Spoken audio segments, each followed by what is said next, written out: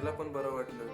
ती आजीसोबत बोलत म्हणाली, आजी तुम्ही कुठे चालले आहेत? आजीने प्रेमाने उत्तर दिले की मी पंढरपूरला चालले आहे विठोबाराच्या दर्शनाला.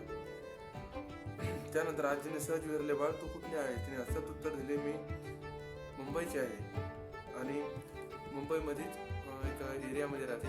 एरियाचं नाव सांगितलं, त्या एरियामध्ये राहते. हे एकदाच माझे कान टवकारले, कारण म्हणजे हे एकदाच अजयचे कान पण टवकारले, कारण अजय सुद्धा मुंबईमधलाच होता आणि तिने ज्या एरियाचं नाव सांगितलं त्या एरियामध्ये यायचं बोलायचं असा विषय.